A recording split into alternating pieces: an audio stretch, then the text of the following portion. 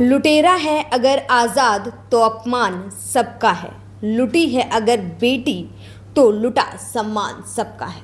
इस वक्त देश की जो स्थिति है कुछ ऐसी ही है और हाथरस की बेटियां भी कुछ ऐसा ही कह रही हैं। सरकार से, राष्ट्रीय महिला आयोग से, हर किसी के दरवाजे पर जाकर एक ही सवाल पूछ रही है कि बेटी बचाओ बेटी पढ़ाओ का नारा सिर्फ नारा ही था या फिर वाकई में बेटियों की इज्जत और बेटियों के सम्मान का ध्यान कोई रख भी रहा है या फिर नहीं।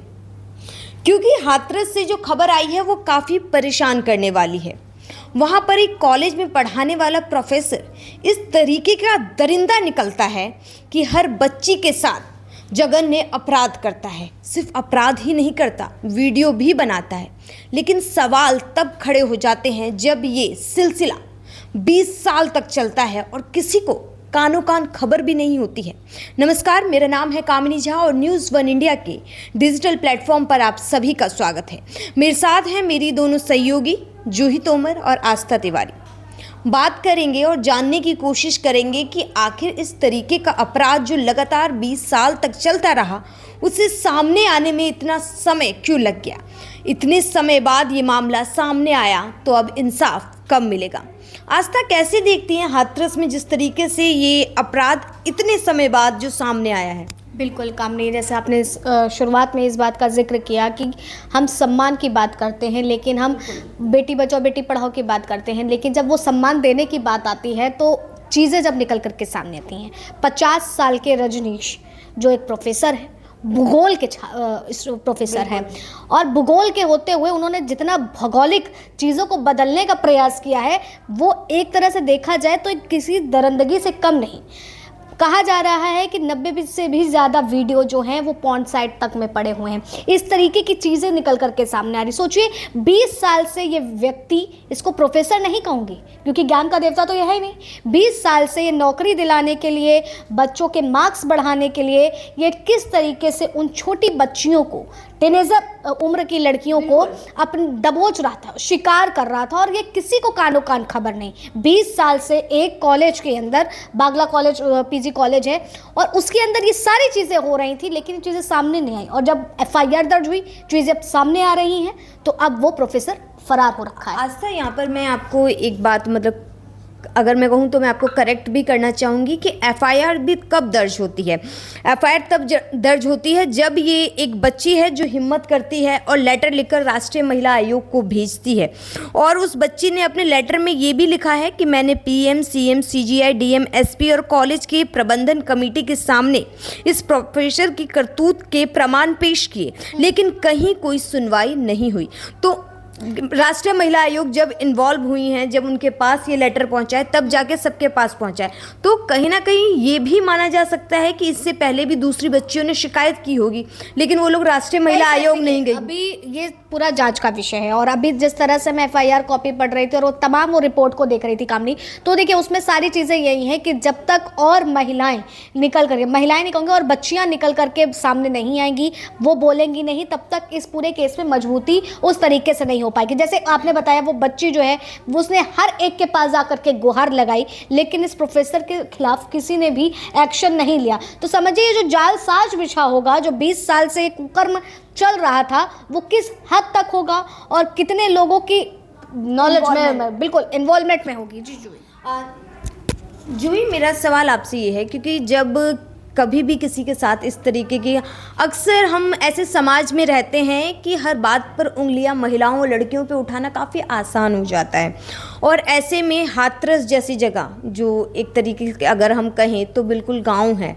वहाँ पर बच्चियों के साथ इस तरीके की हरकत हुई है। आपको क्या लगता है, क्या प्रशासन उन पीड़ित बच्चियों को हिम्मत दे पाएगी जिन बच्चियों की पुकार पहले नहीं सुन पाई थी? क्या वो आएंगी और अपने जो बयान है वो दर्ज करवा पाएंगी? कामनी, यहाँ पर सिर्फ प्रशासन को दोषी ठहराना गलत होगा, और प्रशासन तो दोषी है ही, लेकिन साथ साथ स्कूल में जो काम कर रहे हैं, जो लोग ये बात जानते थे, वो भी दोषी हैं। क्योंकि मैं आपको बता दूं, 2023 में भी इसके खिलाफ एक पहले रिपोर्ट हुई थी। हालांकि लड़की सामने आने से मना कर रही थी क्योंकि उसे डर था कि उसे वो मार डालेगा, क्योंकि उसका जो एक तरह से कहें पहुंच थी वो ज़्यादा ऊपर तक थी।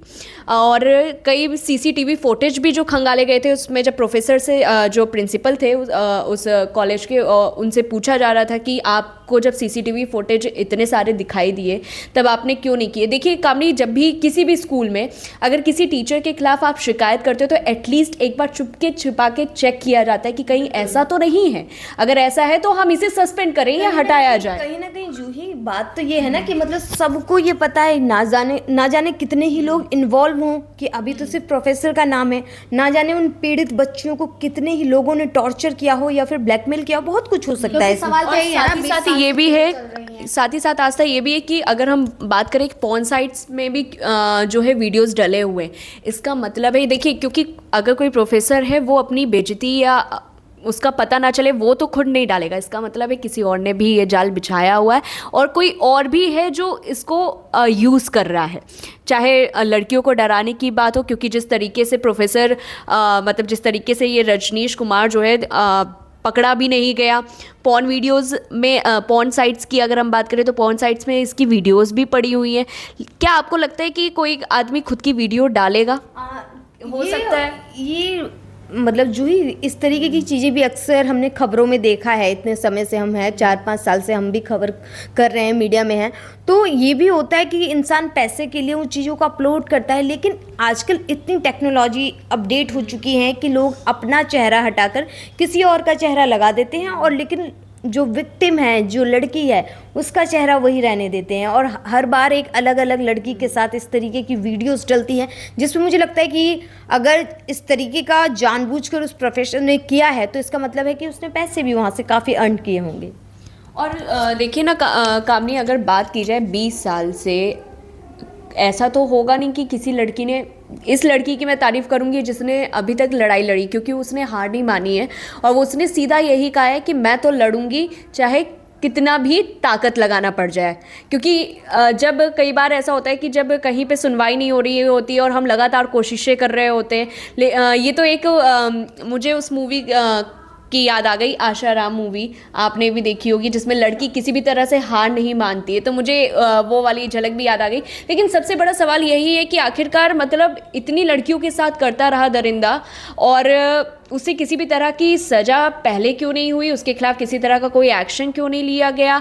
अचानक से जब वो जाती है और तब जाकर के उस पर लगातार जो है सवाल दागे जाते हैं, तब जाकर के सवाल उठता है। जूही कहीं ना कहीं इन चीज़ें, जब इस तरीके की खबरें आती हैं तो इससे इतना पता लगता है कि वहाँ पर चारों तरफ से उसे सिक्योरिटी दी गई है, जो भी अपराधी है उसे सिक्योरिटी दी गई है कि वो जो अपराध है वो बाहर तक ना जाए। और इस बच्ची की काबिले तारीफ़ है, वाकई में इस बच्ची की तारीफ़ करनी चाहिए। और उस बच्ची से हम भी यही कहना चाहेंगे कि हम जितना उठा सकते हैं इस मुद्दे को हम उठाएंगे और आपको इंसाफ मिले, आपके साथ साथ तमाम जितनी बच्चियां हैं उन सबको इंसाफ मिले, इसके लिए हम बोलते रहेंगे।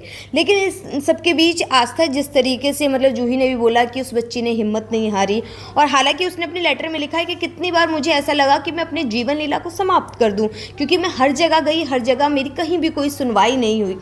तो क्या लगता है अब जो ये स्थिति है इसमें और लोग किस तरीके से निकलेंगे? क्या सबूत होंगे भी, या फिर ये कुछ 2-4 दिन की बात होगी उसके बाद सब खत्म हो जाए? देखिए सवाल तो यही है ना सबसे बड़ा कि 20 साल से चीज़ें हो रही हैं। आज एक बच्चे ने हिम्मत जुटाई है, लेकिन 20 साल से जिन बच्चों के साथ ये होता रहा होगा उनको किस तरीके से प्रताड़ित किया गया होगा, किस तरीके से डराया होगा, धमकाया होगा, हम उसकी कल्पना भी नहीं कर सकते हैं। कि अब जो वो बच्ची जो हिम्मत भी कर रही है और वो ये बात भी कह रही है कि मैं अपनी इस कदर तक, मैं जब मुझे कहीं सुनवाई नहीं हो रही है, कहीं पूछ नहीं हो रही है, कहीं मेरी बात को सुना नहीं जा रहा है, अनसुना किया जा रहा है, 0 टॉलरेंस की बात होती है। और उस जगह पर जब बच्ची इस तरीके से चीज़ें कहती हुई नजर आ रही है तो जरा आप खुद सोचिए कि वो चीजें किस तरीके से, और उन बच्चियों पे क्या पता 20 साल में जो इतनी बच्चियों के साथ में हुआ, कितनी बच्चियों ने अपनी जीवन लीला को समाप्त कर लिया हो। ये तो सबसे बड़ा तो जांच का विषय है कि 20 साल से दरिंदा इस तरीके की चीजें कर रहा है।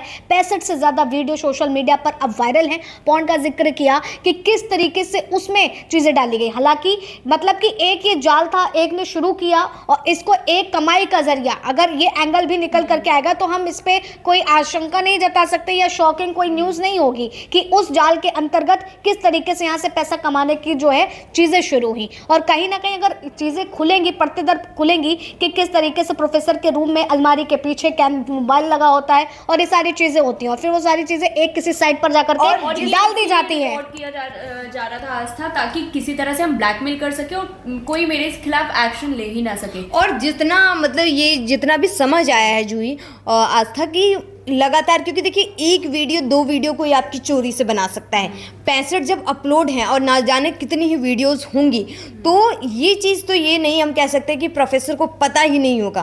प्रोफेसर जानबूझकर ये वीडियो रिकॉर्ड करवाता होगा ब्लैकमेल करने के।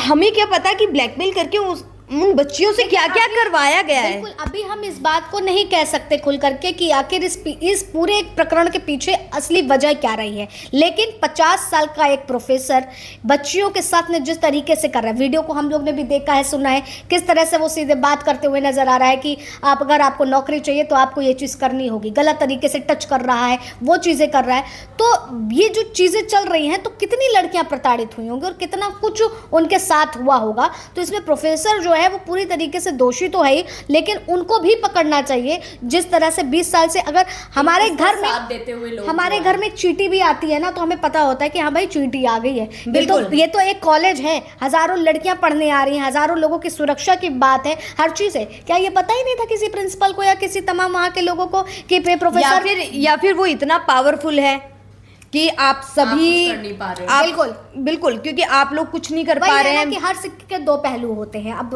बाकी एक तो पहलू ये है। बिल्कुल बिल्कुल। अब बाकी तो देखिए जांच का विषय है कि क्या सच है क्या झूठ है, वो तो जांच के बाद ही पता लगेगा।